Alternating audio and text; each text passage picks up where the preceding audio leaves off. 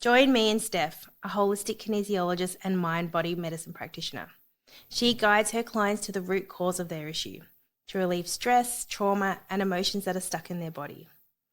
We discuss how kinesiology is an effective tool for support on your fertility journey. Join us if you're struggling to have a baby and would like a greater understanding on how stress, emotions, and your nervous system play a role in fertility. Hi, Steph. Hi, Jaya. Thanks for joining me. No worries. Thanks for having me. Yeah, I'm really excited to talk about kinesiology and how it can support someone in a fertility journey, or how they can look into it. Maybe we should get straight into it and talk about what kinesiology is. Yeah, I get this question all the time. Question. Big question. I get it all the time. So I feel like I've got it down to a really simple explanation now. Great. And then I'm going to use that. Use it as much as you want. So it's a complementary therapy where we essentially just look for stress in the body. So we use your muscles, so muscle monitoring, to get biofeedback to see where there is stress. And then we aim to help you return to homeostasis, balance, alignment. So you're basically reading what's happening through the body through muscle biofeedback. Exactly. Yeah. And I like to look at it as it's almost like a big umbrella. So kinesiology, I actually practice kinesiology and mind body medicine. So we use it really, like it works quite well, and is very connected. So the kinesiology is very much reading the body. The mind body medicine we use almost like traditional Chinese medicine theory, and we look at symptoms and we use meridians, acupressure points, and we really fuse them together to, like I said, balance the body and what's coming up for the person. So kinesiology being the bigger umbrella, we use things like energetic medicine under it. We use acupressure points and meridians, like I was saying. We do structure balances. We look at nutrition. Gosh, we do so many different things. We even working with children and adults with learning difficulties. We work with brain function. The list goes on. It's a really, really big umbrella. So each session looks so different, and it's so different between people. So two people could come in and they could have completely different experiences. And even the same client coming back in, if we're working longer term, they can have such different experiences each time they come in. And I've experienced that personally coming to see you, where I've gone to come in for a session and gone, I've got nothing for it. I don't know what I'm coming in for. It could be a waste of time. And we always get through something, and I always feel amazing afterwards. Yeah. But now it makes sense when you talk about it. It's just a bit of an umbrella because we do different things almost each time. Yes, definitely. And it's really just about honing in on what the client's body needs, because essentially our bodies want to go back to homeostasis. The body wants balance. The body wants healing. So it's almost like we need to just get out of our own way a little bit. And the body really tells us what it needs. So it becomes really clear on whether we do energetics today or maybe we do a little bit more body work another day. It can be very, very different. And it's interesting because I would say I work a lot with trying to get people to come back into balance, and I'm looking more at, I guess, a physical level of nutrients and blood flow and things like that, and you're looking at one step higher. Yeah, the energetics. Every kinesiologist works quite different. So people that have come to see me have said, oh, I saw a kinesiologist, 10, 20 years ago, or they've seen someone different from another state or even Melbourne, and they'll be like, oh, they work quite differently. Me personally, I love working with the body. I work a lot with acupressure points. It's my favorite thing. But I love the energetics. So I love bringing the energetics because it is so powerful. It's so powerful. And how did you get into kinesiology? Okay, that's a bit of a long story. Tell me, I'm here for it. So a bit of background. I was once a graphic designer. I still use that. I love being creative. I was a graphic designer, then went into teaching. And during uni, studying teaching, this was about age 26, I became really highly anxious. I was having trouble sleeping. I was having really severe panic attacks to the point where I just felt completely out of my body. I felt like I couldn't go to certain events, be around big crowds. It was honestly, anyone that's experienced a panic attack, it's just so debilitating. And I just didn't feel like myself because I'm usually a very outgoing person. I love being around people. And I almost became like a little bit of a hermit. I didn't really want to be around anyone that didn't know what I was going through. So I went to go see my GP and, she asked lots of different questions and she was like, okay, the first thing I'd recommend is maybe going to see a psychologist. And she's like, you can also go on medication. And me being the ever curious person I am, I kind of made it my mission to really go deep into why am I actually feeling this? What's going on with me? So I started seeing the psychologist, even though no one in my family has ever been to a psychologist. Haven't It was very taboo. And I was like, stuff this, I'm going. And I can honestly say she turned my life around. It was incredible. She is a mindfulness specialist as well. So that's where I started learning how to meditate, connecting with my body. And I still contact her to this day. She's beautiful. She also encouraged me and talked about alternative therapies that I could use. And then my whole world opened. So I started, going to a naturopath. I saw Jaya, so I got recommended Jaya. So I had my own little A team. So, between seeing the psychologist, the naturopath, and Jaya, I was feeling significantly better because, I was taking supplements, I was tuning into my body, all of this stuff was happening. And then I went more into the energetics. So then I started having Reiki healings and things along those lines. So I even had hypnotherapy. And then my auntie, I remember this conversation vividly. We were on the beach and she mentioned that she had gone to see a kinesiologist and that I would love it. And I was like, a kinesi what? And then I went because I actually had something coming up. So me and my hubby, before we were married, we went on a European holiday and I was so terrified that I would have panic attacks and not get on the plane. It was just this thought I had. And I was like, I don't think, we've booked everything, but I don't think I'm going to be able to go. So my hubby, being ever supportive, was like, just go, give it a go, see what comes of it. It won't hurt. So I went to this kinesiologist and in one session alone, she was able to go deep into the fact that this fear of getting on the plane and these panic attacks weren't actually my own. It was from another family member and it kind of been passed down. So we did a lot of releasing, we did a lot of work, body work. And after that one session, it's almost like I couldn't understand why that fear was there anymore. So we went on the European holiday. I got on the plane. I was nervous, but I was like really calm, did my meditations. I slept for most of the way, whereas my poor hubby was like, not sleeping at all. And then while we were over there, I was even like, let's go on more plane rides. Let's go here. Let's go there. So I think that solidified to me that there was something here. There was some magic in this. So fast forward, teaching for about 7 years. I love working with teenagers.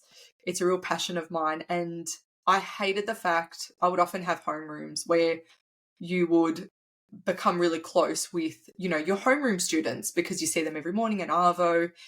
And I hated the fact that I couldn't support them more because so much was, curriculum, timelines, all of that stuff. So I knew there was something more and I knew I wasn't going to stay in teaching for a long term. So one day after a really long week, I was by myself at home, got out the iPad and I was searching about kinesiology and Reiki and all of this stuff. And I found some courses in Melbourne. And Sam came home, my hubby, and I was like, hey, I think I have to do this. And he was like, let's do it. So he knew for a long time how I was feeling because I was quite open about it. And we went to the open day, and the first day I took a year off teaching to see if this was actually a thing I wanted to do. And that first day, the people that know me will understand this when I say it. It was like I arrived at Hogwarts. I'm a Harry Potter lover. I love Harry Potter. Yeah. And yeah, it was like I came home, even though I'd never been there. I'd never studied this. I didn't know the people. It was like I'd almost done this before. Do you know? Have you had that experience before? I would say when I started working in women's health, so I'd finished studying in Chinese medicine, we kind of treated everything. And then once I found myself just wanting to work with women all the time, and then Nick, my husband now, was just like, why don't you just do that? And it felt like such a foreign concept to me. Can I actually just jump in and can I only do this? Will I ruin my business? And honestly, I've never looked back. And it's one of those things. Good at it. Oh, thank you. But I can't imagine doing anything else. It's so funny, isn't it? Yeah. And then it's like, once you do it, you're like, how did I ever not do that? Yeah. Which is so interesting. Yeah. Yeah. So, yeah, I studied, and it was really funny because, 2 weeks into the course, COVID happened, lockdown happened. But I knew that I was never going to quite go back to teaching full time, and that this is what I had to do. And then I've never looked back, and I absolutely love what I do. Yeah, amazing. And it's funny because I was thinking about that story you just said, and when you said you had that one experience and then you're basically hooked. Mm-hmm. Yeah. And I find the same thing with acupuncture or what I do. If they come in and they're skeptical, I usually find if they have something that resonates with them or it feels good or they notice their own changes, then that's enough for them to keep going or to explore it more. And I think I come up with this thing a lot in the fertility world, that if it's not backed by evidence or it's not backed by science, people think it doesn't do anything. But really, there's just so much more that we don't know about. And there's not going to be any research on it.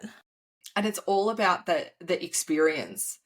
Like finding, we've talked about this before, finding the practitioner and the modality that works for you is so key. And you need to experience it. It's so, so important, because if you leave feeling, calmer, if you leave feeling grounded, like how many times have I come to see you, Jaya, for, a whole range of different things. I feel, last time I saw you, I feel so much more connected to my heart, and I feel like, I'm much more present. You just have to find what works, and the practitioner that works with you is so key. And I think sometimes when we think, this is just a physical thing, and we can't see how our emotions or our stress are connected in, when everything is connected. Everything is connected. I think you might have come in for something like hay fever or something else that was going on. You were really struggling. Yeah, sinus issues. And then we realized there was so much more underneath it. Oh my gosh. It was. And once you sort of went there, it went away. Yeah, because when I came in to see you for that's when I was actually studying as well. So part of my study, I didn't actually realize this, which is so funny looking back. I thought I was just going there to learn the modality and to be a practitioner, but so much of it was actually us working on each other and working with the lecturers in working through our own stuff. Because how can we be a good practitioner if we aren't working on ourselves? 100%. So much of that was happening. And then I remember coming to see you and I was like, I've just had sinus for so long as I can remember. And through kinesiology as well, I was learning that there was so much grief in my body because, as you know, I had the reason I was dealing with so much anxiety and panic attacks was because I had suppressed so many emotions from back when I was 17, when my boyfriend passed away. And, it was one of those things where I had the most incredible support around me, my family, my friends, my teachers. But because I was in year 12 and, there's SACs, there's exams, there's so many different things. You weren't ready to process it. No, nowhere near it. And it was my first experience of actually losing someone, and it was someone that was young, had so much life ahead of him. And it was just the most devastating thing I've ever experienced. That's really hard. Yeah, I hope to never experience again. But it was one of those things where to survive in that moment, I needed to push things down. But I noticed over time, and now looking back, I know it didn't just start at 26. It was starting before, but it was just gradually building. So yeah, there was a lot of work I had to do in connecting with my body, connecting with my emotions that I was so scared of going into, and knowing that I was going to be okay going there and working through that stuff. Yeah. Which is interesting when you were talking about that. I think about all the women I see on their fertility journeys that the longer it gets, or if they've gone through loss, or they've had miscarriages, or, you know, they're going through a really hectic IVF process. Yeah. They don't want to feel all of the stress and all the emotions that are coming up right now. They're in survival mode. 100%. They're just trying to get through their life while going through whatever's happening in their body. Yeah. So connecting with yourself can be a really challenging thing while you're in this process. How do you work with women who are trying to conceive or struggling with that journey?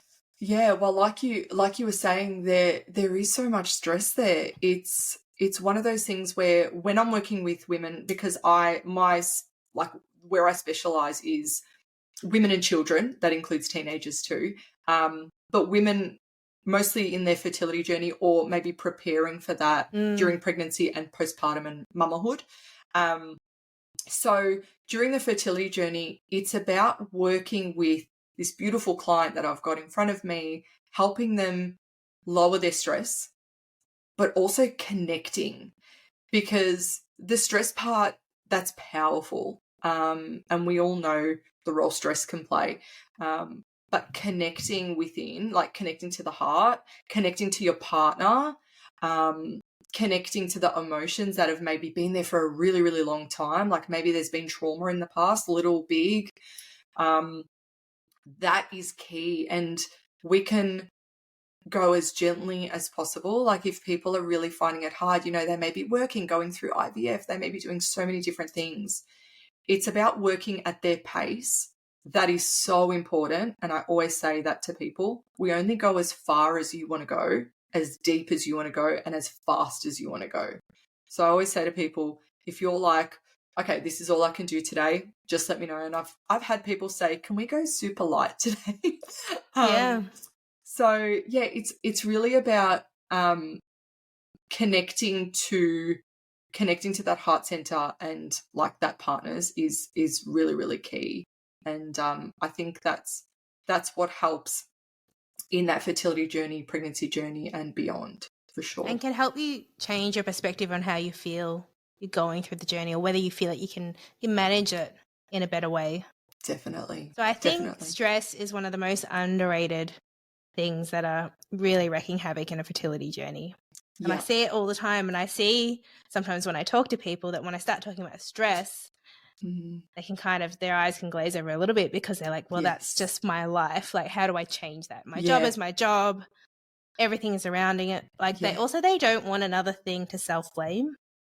100%. Like I don't want to be the creator of this. And I think we don't realize that stress is so much more. It's also like if we're exercising too much, or if we're under eating, or, you know, you can change a lot of things in your life, but then that voice in your head that's also putting stress on you, we don't realize how much that can impact how we ovulate, our menstrual cycle, how we respond to an egg collection and IVF, you know, stimulation phase, or even implantation.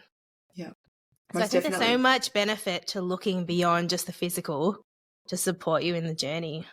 Yeah. And, you know, working with clients, I talk about stress too. And sometimes they're like, oh, I'm actually not stressed. And, you know, I start working with their nervous system, and you can feel how heightened it is. And it might be that their baseline of stress is actually quite high, and that's quite normal. And they've been operating in survival for so long. And it's really about supporting them as much as possible. So, you know, I work with the nervous. I can completely understand that space, because I live in there often.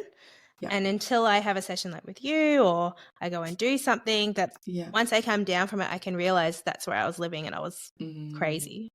Or and you realize how not present you were, or something like that. Like I was just push and not actually just living in the present. Yeah. And I think, you know, we've talked about this so many times, and then when I see you, I feel more connected to myself. I'm a better mother, I'm a better wife. I feel like I'm listening to myself Yeah. And that's such a big part of a fertility journey too. It's huge. It's really That huge. we think we need to be doing all the things or all the tests, and it can make you feel like you're going a little bit insane. Yeah, and so much of it can be, and, so much of it needs to be, going to experts in these areas. And I say to people all the time, are you going to see, if they're preparing to get pregnant, are you going to see your doctor? Are you going to see people like Jaya? Are you doing all of that? And they might have, no issues coming up. Like, everything might be incredible. Like, their health might be incredible, but it might just be that there is that high stress there, or there could be some trauma from the past that they need to work on, or maybe they're just and this is a huge one, maybe they might be just completely disconnected from their body. So they're living so much in their heads, and it's almost like, I laugh about this, it's almost like you're living as a floating head, like you're so disconnected.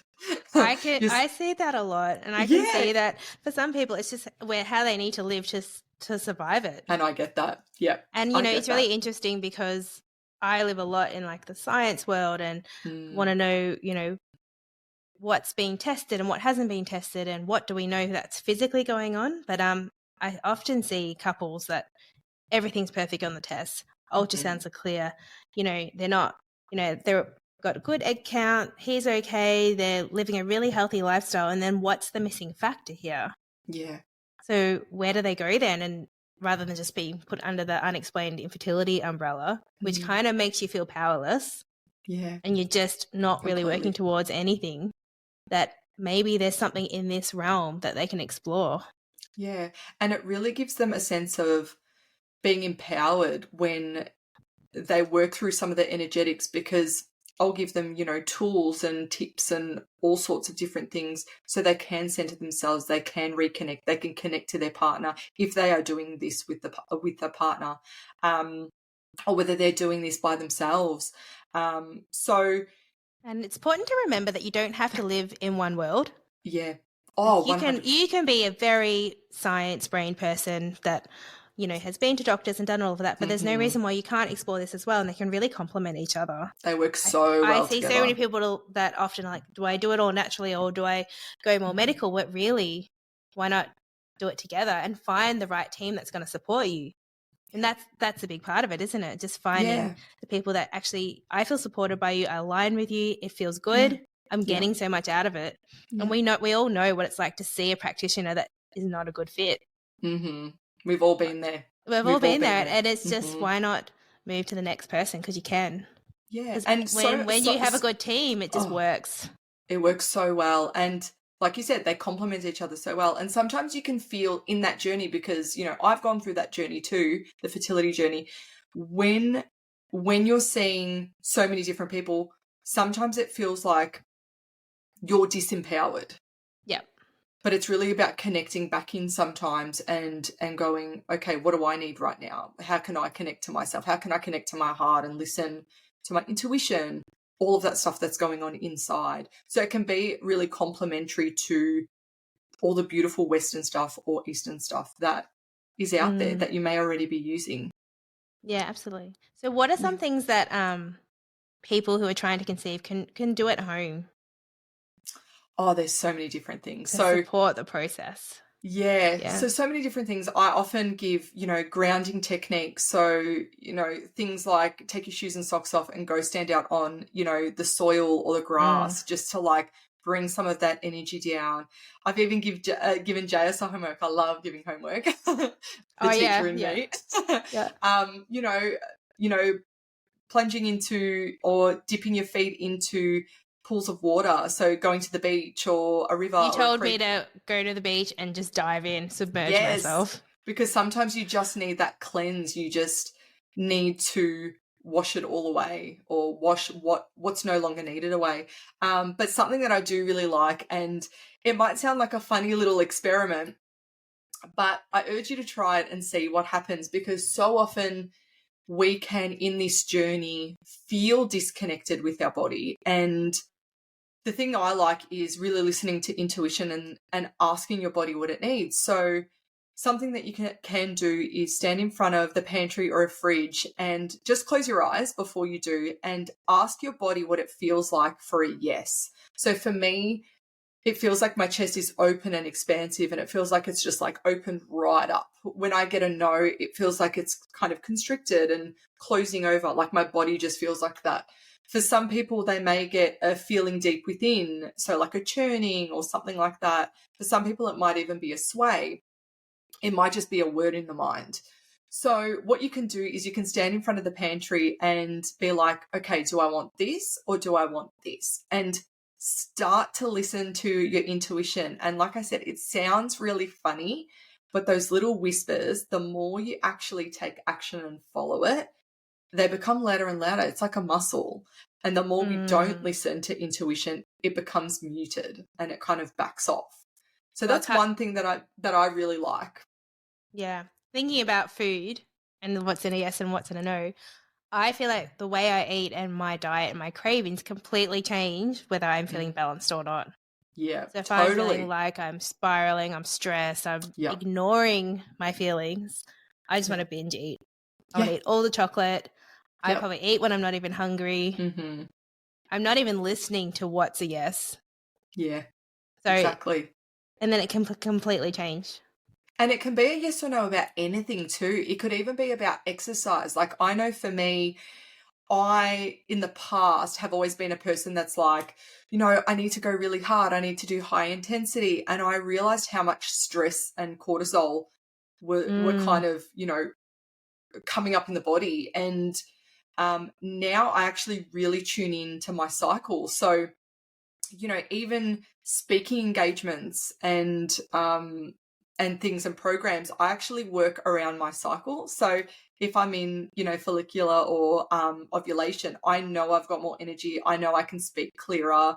I know that I can do like harder workouts and all of that kind of stuff. And then when I'm getting into my period, I need to really back off and go nice and slow. So I might just do some gentle stretches. I know the food that I really like during that stage too. So I try to really listen to what I need in order to get nourished. And it's so different week to week and day to day for me. And I know that so many women are the same. And it's funny, we talk about, you know, listening to our intuition more. I would feel like a lot of the people I see or people who are on a fertility journey feel like their body hasn't done what it needed it to, that they almost don't trust their intuition when it comes to their body, that they're looking outside of that and going, yes, can someone tell me what's going on here? Yeah. Because that trust is gone. True. So how do you reconnect that? Yeah, well... Do you do it when you're in the process or do you do it afterwards? Well, reconnecting to yourself, a lot of it's got to do, a lot of grief actually comes up for fertility clients, a lot of grief because of things that have happened, and there's maybe been a loss, which has happened, you know, for quite a few of my clients, which is heartbreaking, and helping them and supporting them through that journey. It might be grief for what hasn't come of, you know, what hasn't actually occurred. And a lot of things to do with self-trust and trusting, you know, trusting the process and having that sense of trust, because so many people are just like, I don't trust my body. I can't connect to my body anymore. And the womb is a bit of a storing place huge. for women for it's trauma huge. and repressed emotion, isn't it? Yeah. And like quite a few, I've got this one example which warms my heart. I had this one woman, who she has been trying everything. Her and her hubby were trying, and they've gone to their doctor. They're getting lots of incredible support, and she's just like, I need something extra. So she had come to see me for a few sessions, and we had done a beautiful womb clearing. So just getting the womb space ready and really welcoming, and we're imagining light entering the womb space and doing a few techniques there. And then weeks and weeks later, she calls me and she's like, I just need to tell you, I don't know what's happened, what's, you know, triggered this, but I've fallen pregnant. And I'm like, that's incredible. And she hadn't even told her hubby yet. She's so beautiful. She called me first. But it just goes to show that sometimes it's not one thing. It can be an accumulation of things, or just reconnecting to your body, but that connection between, you know, your uterus and your womb space, your heart, is so powerful. And that's what I work with a lot with women in this journey. So reconnecting back to the feminine. Definitely. Which we've talked about previously, is that these days, and I myself included in this, is that I feel like I live in a more masculine space. Mm-hmm. Yeah. Maybe you could and describe what the difference is there and what you mean by that. Yeah, most of us do. And, you know this more than anyone. We have, you know, yin and yang. We have that feminine and masculine energy. We all do. So it's one of those things where we can kind of dip into one and then dip into other. But so many women, just, you know, how society is at the moment, we operate mostly or wholly out of the masculine. So we need to be there because we need to survive. You know, we've got our own businesses. So things like, you know, our booking systems, our websites, doing things like this, where we're setting up things for the podcast. That's all the masculine, and we need it. It's important. That's how we thrive. But moving into the feminine is more that flow state where we can really express, we can be vulnerable. So, you know, setting up this podcast, all the technical elements are the masculine, but us talking now is the feminine because it's flowing. You know, we have a couple of dot points over to the side, but we're just vibing. We're just talking right now as, you know, two practitioners and two friends. So the masculine, the best way I can describe it is the masculine is very much, if we look at it as, let's say we look at it as the genders, so the masculine as a man and the feminine as a female, just for argument's sake, the masculine would be like the container, so the containment. They are the protector, the provider, the support. And men, when they're in their masculine, their healthy masculine, they are thriving in this space, so they can really hold space. Women in their feminine are then within that containment or that container. They can then express, be vulnerable, can flow, can be the wild woman. And there's that element of softness, of allowing yourself to be supported, provided for, protected. And it doesn't have to be in one kind of way. It can be energetically, it can be physically, it can be mentally, it can be emotionally, you know. It's really interesting because so many clients that I've talked to about this have been like, you know, but softening, it's not me. It's seen as kind of weak, but it's actually a really powerful state. So working and really leaning into that femininity is a really empowered state. And when you're talking about fertility and, you know, receiving that baba, that beautiful spirit into your body, it's we have to be in that state of, you know, feminine and that receivership, because it takes a village. We need to be held, we need to be supported during that stage and after. So we need to really start practicing that. It doesn't mean we only live in the feminine. It means that we come back into that when we can. Because we both have elements of both, don't we? Exactly. Yeah. Yeah, it's interesting because I feel like I live in the masculine a lot to just get through my days. Yes. And I feel like survival, if I feel like if I stop, then I'll never get back up again. Mm-hmm. Like I'll fall apart. Like I've got to just keep it going. Feel like that. Yeah. And my husband would say I don't do vulnerability very well. I just get angry. Or the only time I'm really vulnerable is when I'm sick and I want him to take care of me completely. Yep. And he doesn't know that's his role then. Because normally I'm just like, let me do it myself. Yes.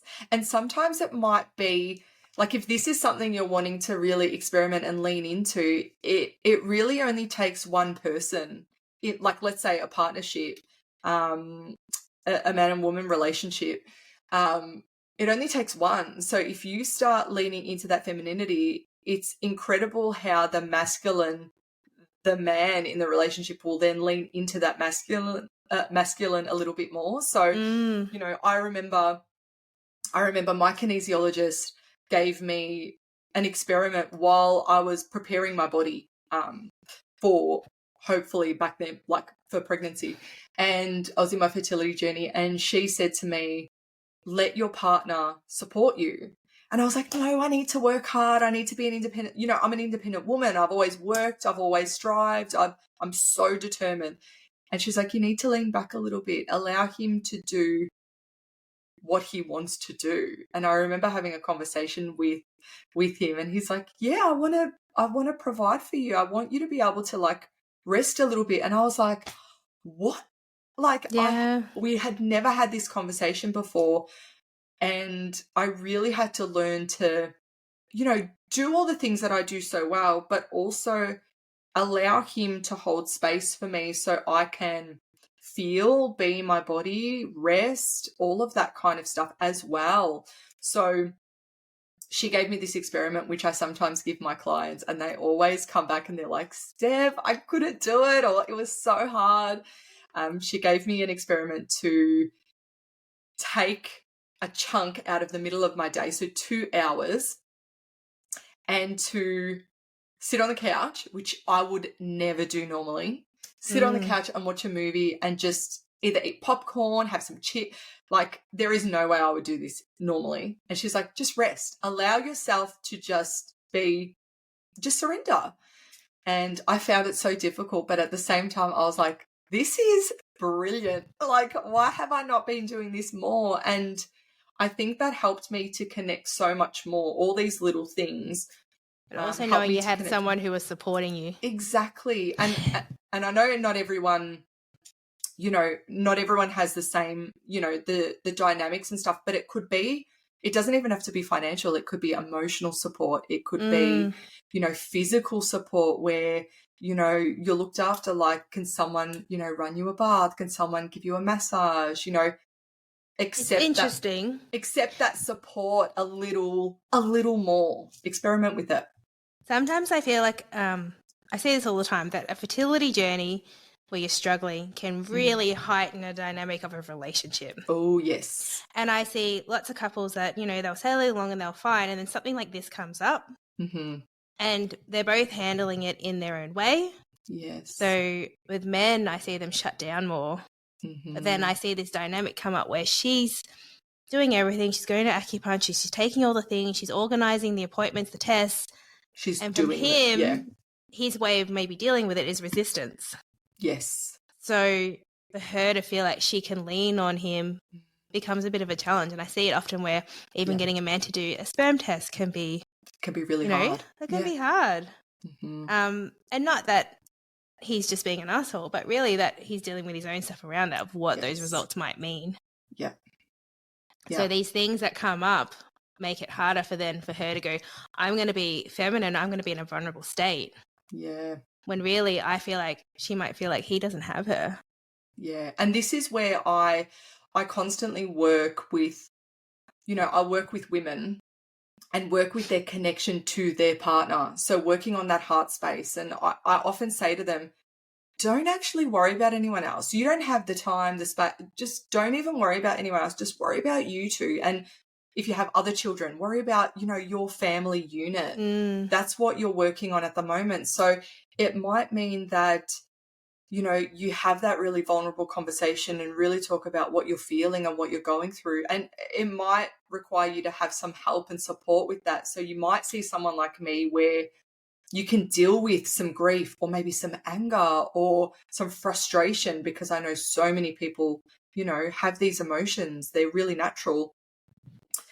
So working through some of that, and then, I've had people go home to their partners and go, oh, we had a really beautiful conversation, because I'm not coming up like, oh, I'm so angry. It's, oh, I've been working on this and this is what I've discovered, and it's a different conversation. So and there's so many different ways.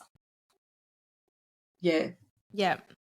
Like I've known that maybe something's come up at home. Yeah. I've come and seen someone like you, had a session, understood what was behind everything I was feeling, which often isn't about the situation. Yes. But I've been triggered, or I've been building up to it. And then that small moment was the thing that exploded it. But then I can come back to Nick and go, I know what was happening now. And this is how I was feeling about it, where I'm not, biting his head off. And we're able to have a conversation. Yeah. And so often, like I've I've heard women come back to me and sometimes they'll say, oh, my partner just feels like they're really helpless because, you know, their partner's going to the acupuncturist, appointments. They're going to, you know, the kinesiology appointments. So they're doing all the, you know, all the doing stuff.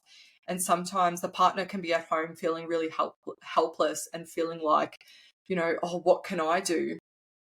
But having some of these conversations and connecting is so important. And then finding that common ground where we can have these conversations where it's like, actually, I need you to take all these supplements. Yes. I need you to cut back on the alcohol. Yeah. Can you meet me? Can you meet me in the middle? Can you be in this journey together? Yes. So I don't feel like I'm carrying the load. Exactly. So it's interesting. A fertility journey is often not just about when you're having sex or whether you're ovulating.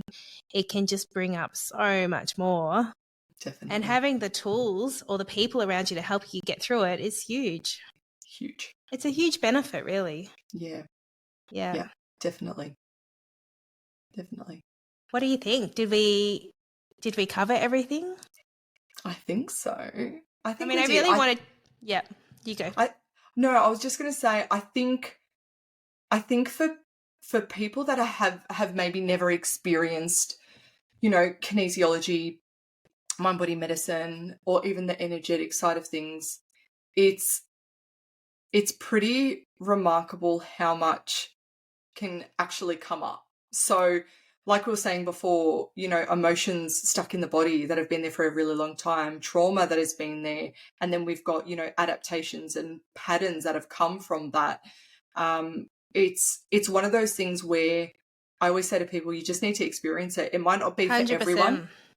It might not be for everyone, and it might be that you just need to find your right practitioner that you connect with, but it's something that you can experience. And one really great thing is it might be that one person is really kind of spiritually open and they might be open to the energetics, so we can go down that path, whereas other people have come in and they've said, like, I don't really like the Reiki side of things. I don't know how comfortable I am.